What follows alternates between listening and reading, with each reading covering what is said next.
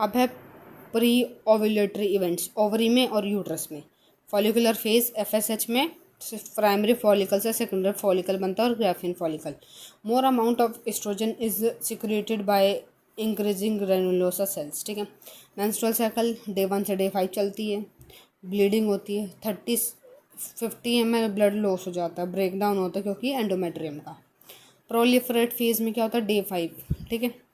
Oestrogen cause proliferation endometrium as the uterus again prepare for embryo development. क्या होता है फिर प्लोरिफ्लेट फेज आता है, उसमें क्या होता है कि एस्ट्रोजन अपना दोबारा एंडोमेट्रियम बनाना स्टार्ट कर देता है। ओव्यूलेटरी फेज जो 14th डे के आसपास आता है, ओव्यूलेटरी फेज भी कहते हैं। और इसको कैसे निकालते हैं, कितने नंबर ऑफ डेज में आपकी मेंस्ट्रुअल साइकिल आ रही है, माइनस कर दो 14। ये एक एग्जांपल दिया हुआ। ठीक है। जैसे 35 डेज का है मेंस्ट्रुअल फेज, उसमें से 14 माइनस करते हैं तो 21st डे आपकी ओव्यूलेशन होती है। एस्ट्रोजन पॉजिटिव इफेक्ट देगा LH पे, फिर वो FSH को देगा। ठीक है। ओव्यूलेटरी स्टेज में 2 पीक होते हैं, एक LH पे और एक FSH पे। Corpus luteum of Graafian follicle, secondary oocyte arrest हो जाता है मेटाफेज सेकेंड में।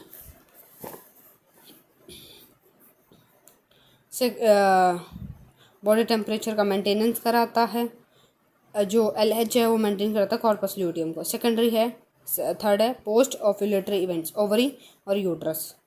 No fertilization, corpus luteum estrogen को नेगेटिव इफेक्ट देगा और GnRH, LH और FSH नेगेटिव इफेक्ट देंगे कॉर्पस ल्यूटियम को और एंडोमेट्रियम ब्रेक हो जाएगा। ठीक है। फिर आता है यूट्रस,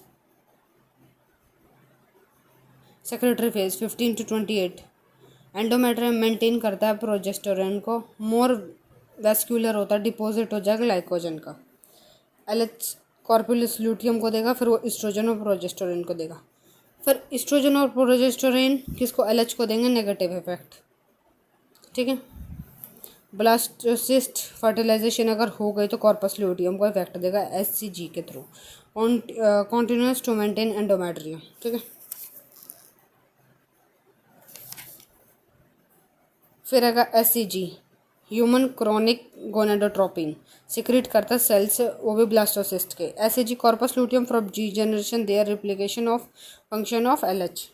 ये ग्रेविडेक्स चीज़ है, मतलब जिसमें प्रेगनेंसी टेस्ट करते हैं, इसमें हम यूरिन डालते हैं और सैंपल हमें बताता है कि हमारा फर्टिलाइजेशन हुआ है या नहीं हुआ। ठीक है। फिर आता है अगर रेड लाइन आई तो रेडो टेस्ट है, 1 लाइन आई तो आप नहीं है प्रेग्नेंट और 2 लाइन आई तो आप प्रेग्नेंट है। ओके।